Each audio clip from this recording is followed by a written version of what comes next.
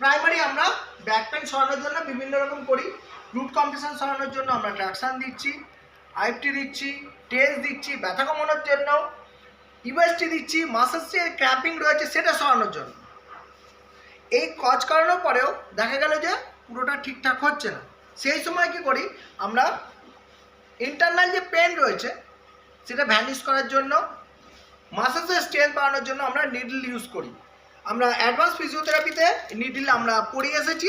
আজকে প্র্যাকটিক্যালি দেখাচ্ছি যে পেশেন্টে যারা প্রবলেম নিয়ে ফেস করছে, সাফার করছে, তাদের ওপরে আমরা দেখাচ্ছি কিভাবে হয়।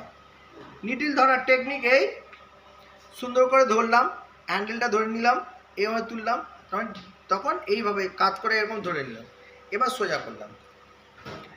আমি নাম্বারিং ধরবো, এইটা যেই সোজা আসলো 4, ঠিক আছে, নিঃশ্বাস স্বাভাবিক রাখার জন্য বলবো, বা এরকম হাতটা রাখলাম, ক্লিয়ার, হাত তুলে নিলাম, এবার ধরে নিলাম হ্যান্ডেলটা, আস্তে করে ঢুকিয়ে দিলাম, ছাড়লাম।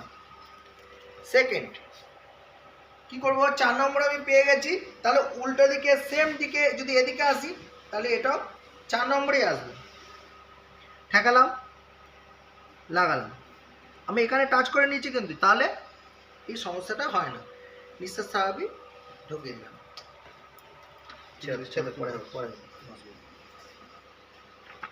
ভর্তি হয়ে গেছে, ফেলে দিলেই হয়ে যাবে। আমার L4 হয়েছে, তার তলাটায় ঠিক L5 হবে, ক্লিয়ার। ঠেকালাম, ধরলাম, ট্যাগ করলাম, সোজা ঢুকে দিলাম। জেনে রাখবে একটুও ব্যথা হবে না, তুমি যদি কাজ ঠিক করে করো একটুও ব্যথা হবে না, একটুও কষ্ট হবে না, উল্টে আরাম হবে। কাজ নিখুঁতভাবে সুন্দরভাবে করে বেরোতে হবে। ঠিক, আমি 5-এ গেলাম,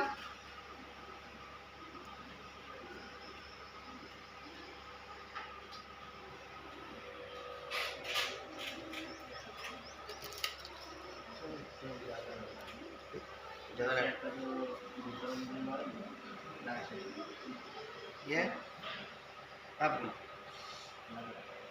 हाँ यह हाँ अब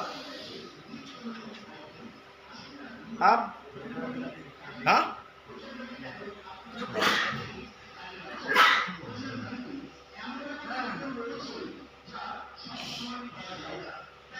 এটা যদি আমি সরাসরি ক্লিয়ার কী হবে, সঙ্গে সঙ্গে পিক করবে। আমরা যখনই প্রথমটা যখন করবো আমি লাগ রা আমি বলবো, দেখো আমরা যদি সরাসরি কেন ছুস্টাপ মারি না, এটা কিন্তু আমাদের বোঝার দরকার আছে। আমরা যখন এটা থেকে লক করে খুলছি, এর স্ট্রেংথ অনেক বেশি হচ্ছে, এবার এখানে ঠেকালাম, এর ডায়ামিটারের চারিদিকে কিন্তু একটা প্রেসার নিল, ঠিক আছে, সেন্সেশনটা চারিদিকে স্প্রেড করে গেল। देन আমি 90 ডিগ্রিতে রেখেছি, लग रहा है हमसे दिया ही नहीं, अब